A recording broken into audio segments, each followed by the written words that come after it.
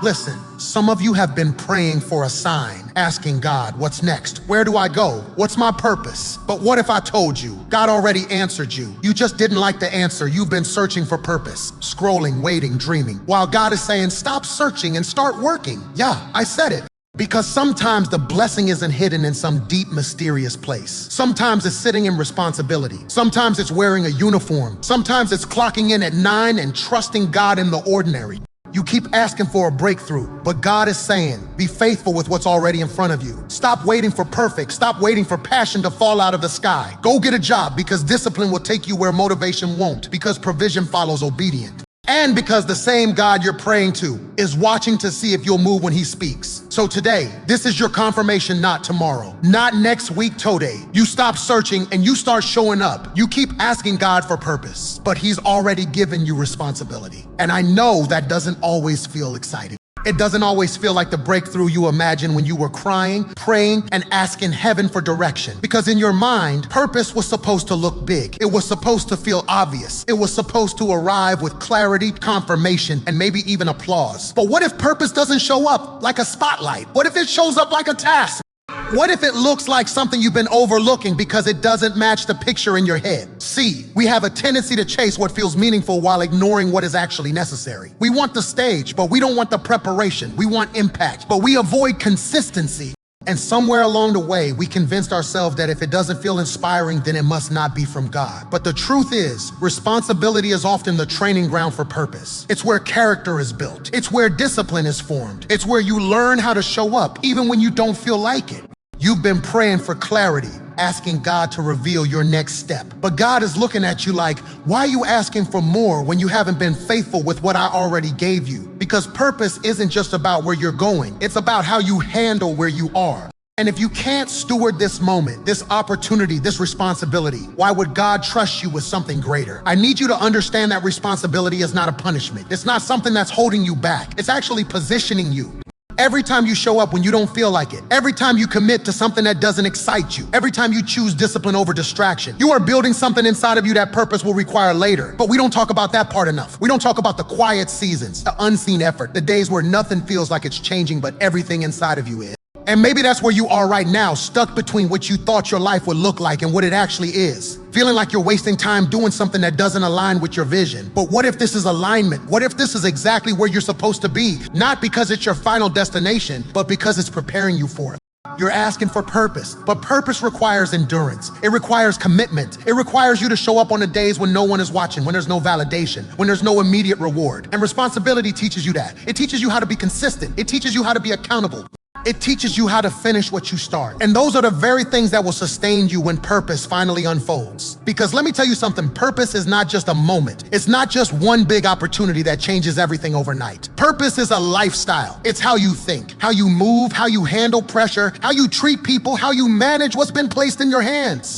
And if you're waiting for purpose to suddenly transform your life without first transforming your habits, you're going to be disappointed. That's why God will give you responsibility before he gives you visibility. Because visibility without maturity is dangerous. Opportunity without preparation can destroy you. And God cares more about who you're becoming than what you're achieving. So while you're asking him to elevate you, he's asking you to grow. While you're asking for doors to open, he's asking if you're ready to walk through them without losing yourself. Some of you are waiting for a sign, waiting for confirmation, waiting for everything to line up perfectly before you move. But what if the sign is what's already in front of you? What if the confirmation is the opportunity you keep ignoring? What if the thing you've been calling just a job is actually a stepping stone? Because sometimes God won't give you the full picture. Sometimes he just gives you the next step and waits to see if you'll trust him enough to take it. And I know it's hard. I know it doesn't always make sense. I know it feels like you're meant for more, but more doesn't come from waiting. It comes from working. It comes from showing up. It comes from taking what you have and using it to the best of your ability. Because when you prove that you can handle responsibility, you make room for purpose to expand in your life. So maybe it's time to shift your perspective. Maybe it's time to stop asking, what is my purpose? And start asking, what have I been given responsibility over? Because that's where your answer is. It's in the things you've been overlooking. It's in the opportunities you've been minimizing. It's in the places you've been trying to escape. God is not confused about your life. He's not withholding purpose from you. He's developing you through responsibility. And the moment you stop resisting that, the moment you start embracing where you are, the moment you decide to be faithful with what's already in your hands, that's when everything begins to shift. So you can keep searching if you want to. You can keep waiting for something bigger, something better, something that feels more aligned with your dreams.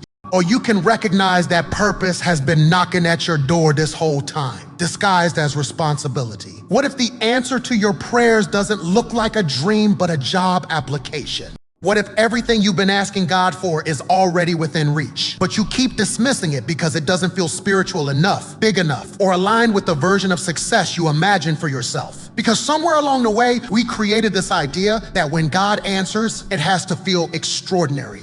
It has to come with clarity, ease, and confirmation so undeniable that we never have to question it. But what if God answers in ways that require you to move before you fully understand? You've been praying for open doors, for provision, for stability, for direction. You've been asking God to make a way, to show you what's next, to lead you into purpose.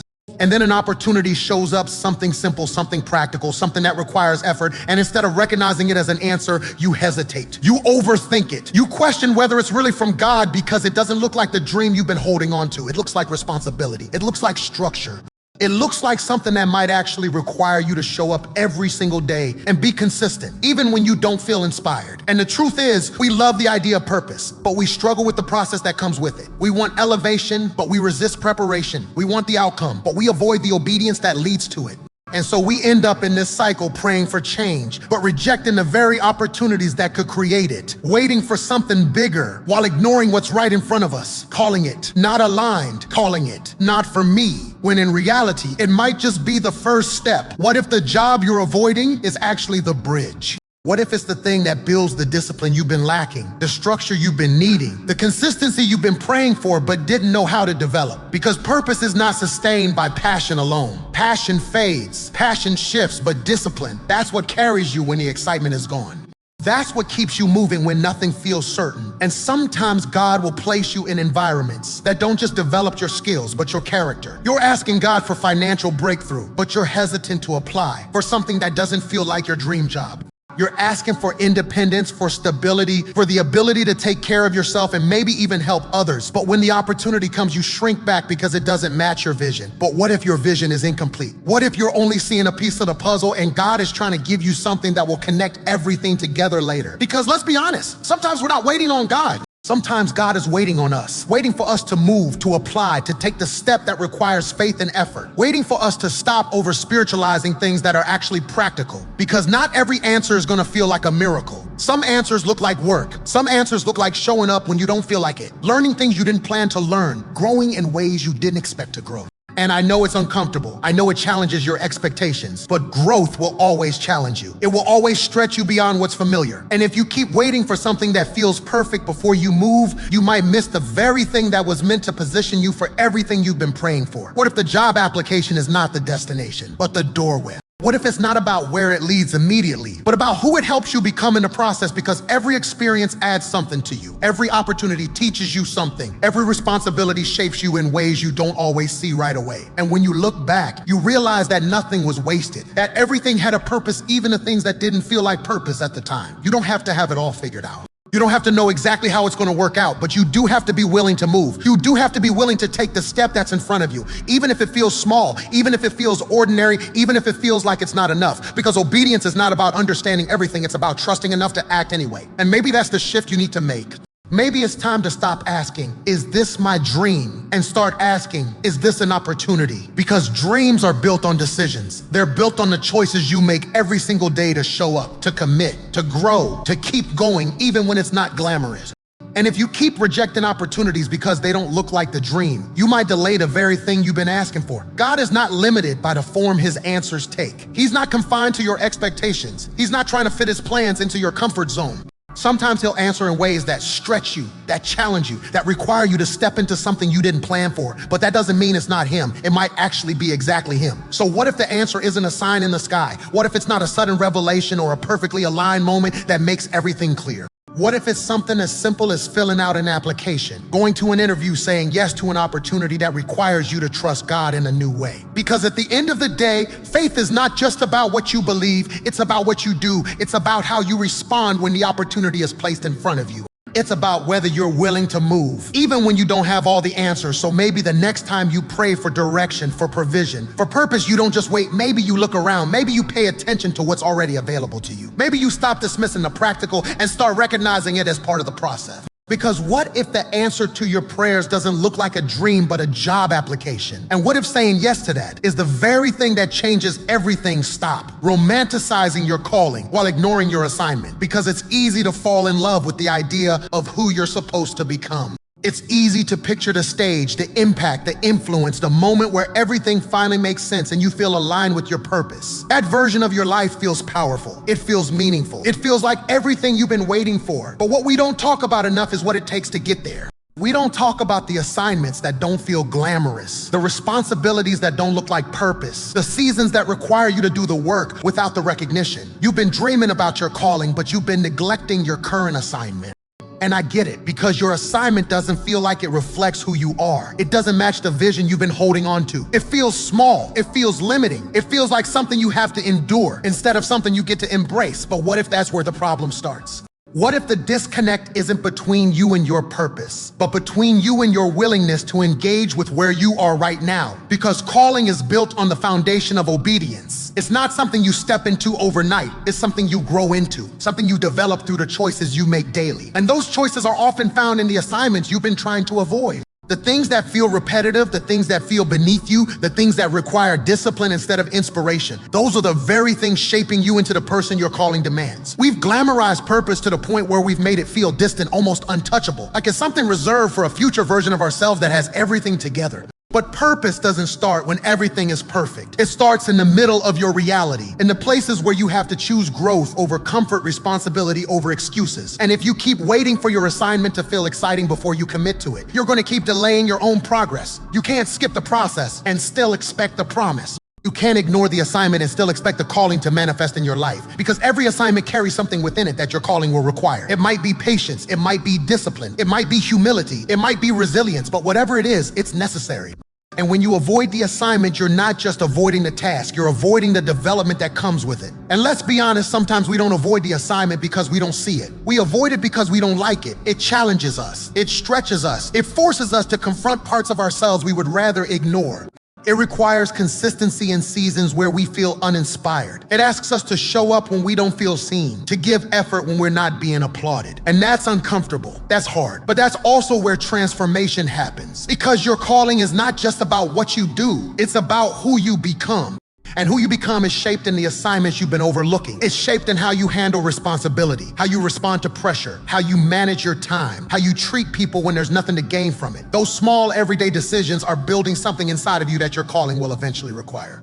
You say you're called to lead, but are you willing to serve? You say you're called to influence, but are you willing to be consistent in private before you're recognized in public? You say you're called to something greater, but are you faithful with what's already in your hands? Because calling without character is dangerous.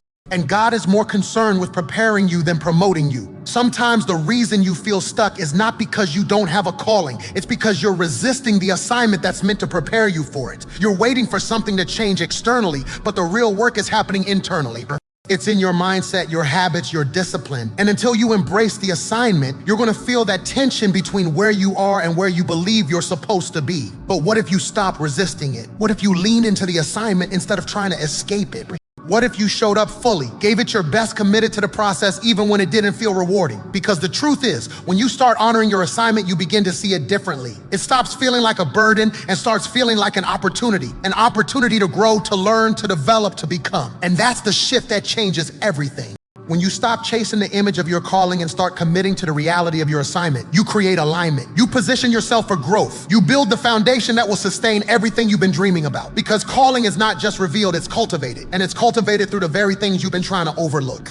So maybe it's time to stop romanticizing what your life could be and start respecting what your life is right now. Maybe it's time to stop waiting for something that feels extraordinary and start recognizing the value in what feels ordinary, because your assignment is not random. It's intentional, it's purposeful, it's preparing you in ways you may not fully understand yet. And one day, when you step into your calling, you're gonna look back and realize that every assignment mattered, that nothing was wasted, that every moment of discipline, every act of obedience, every season of consistency was building something within you that you needed. But that realization only comes when you're willing to do the work now. So stop romanticizing your calling while ignoring your assignment. Because your calling is not waiting somewhere in the distance. It's being built right here, right now in the choices you make every single day. God is not confused about your next step. You're just resisting it. And I know that's not always easy to hear because it's more comforting to believe that you're stuck because you're waiting on clarity. It feels better to say, I just don't know what to do, than to admit, I know what to do. I just don't want to do it. But if you're honest with yourself, there have been moments, quiet, undeniable moments where you felt that nudge, that internal push. That sense of direction that didn't come with a full explanation, but came with enough conviction to move. And instead of acting on it, you paused, you questioned it. You waited for it to feel easier, clearer, safer. We like to think that when God speaks, it's always gonna feel comforting, like it's gonna align perfectly with our desires, our plans, our expectations. But what if it doesn't? What if the next step challenges your comfort zone? What if it requires you to let go of something familiar? What if it asks you to step into something that stretches you beyond what you feel ready for? Because that's often where the resistance begins. Not in confusion, but in discomfort. You've been asking for direction, but when direction comes, it doesn't always look the way you expected. It doesn't always come with guarantees. It doesn't always promise immediate results. Sometimes it just shows up as a simple instruction. Apply for the job, make the call. Start where you are, show up consistently. And because it feels so ordinary, so practical, you question whether it's really from God. You think if this was divine, wouldn't it feel more significant? But what if significance is found in your obedience, not in the size of the instruction? Because the truth is, clarity often comes after movement, not before it. You don't always get the full blueprint up front. You get the next step, and it's in taking that step that the path begins to unfold. But if you keep waiting for everything to make sense before you move, you'll stay in the same place calling it confusion, when it's really hesitation. And let's talk about that hesitation, because it's not random. It's rooted in something. Sometimes it's fear of failure, fear of rejection, fear of stepping into something and realizing you're not as ready as you thought. Sometimes it's pride wanting your next step to match your expectations, your image of success, your idea of what your life should look like. And sometimes it's comfort being so used to where you are that even if it's not where you want to be, it feels safer than the unknown. But here's the thing about resistance. It will keep you stuck in a place you've already outgrown. It will convince you that waiting is wisdom when sometimes waiting is just avoidance. It will make you feel like you're being patient, when in reality, you're just postponing the very thing that can move your life forward. God is not confused about your life. He's not unsure about your path. He's not withholding direction from you. If anything, he's been consistent in the way he's been nudging you, in the opportunities that have come your way, in the thoughts that keep resurfacing in your mind. The question is not whether God is speaking. The question is whether you're willing to respond, because obedience doesn't always feel good in the moment. It doesn't always feel exciting or fulfilling right away. Sometimes it feels inconvenient. Sometimes it feels like you're taking a step backward before you can move forward. But obedience is not about how it feels. It's about what it produces. And what it produces is growth, alignment, and eventually clarity. You don't need another sign. You don't need another confirmation.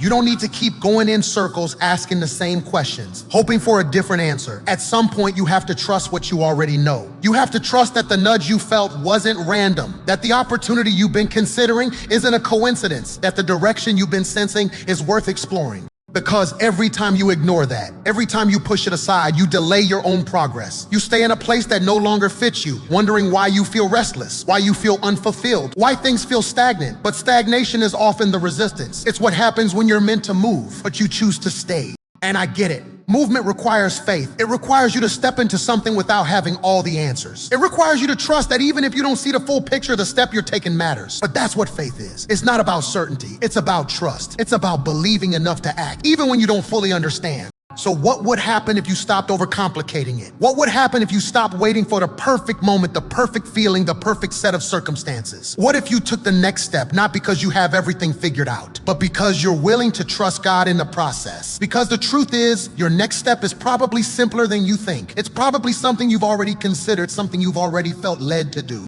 It's not hidden, it's not out of reach, it's right in front of you, but you've been looking for something deeper, something more complex, something that feels more aligned with your expectations. And all the while, God has been saying, start there. Start with what you have, start with what you know, start with what's in front of you. Because you don't need to have it all figured out to move forward. You just need to be willing to take the step. God is not confused about your next step, you're just resisting it. But the moment you stop resisting, the moment you choose obedience over hesitation, everything begins to shift. Not because everything becomes clear instantly, but because you position yourself to move. And sometimes movement is the very thing that unlocks everything you've been waiting for. Provision is waiting on the other side of your obedience. So why are you still waiting? Why are you still standing in the same place, praying the same prayers, asking God for what he has already made available through an opportunity you haven't taken yet? Because sometimes we think provision is going to fall into our laps without participation. We think it's going to arrive fully formed without requiring anything from us. But what if provision isn't about what shows up, it's about what you step into? You've been asking for financial stability, for doors to open, for a way to move forward. You've been asking God to provide, to make a way where there seems to be no way. And yet when the moment comes that requires you to act, you hesitate, you pause, you question whether it's really the right move.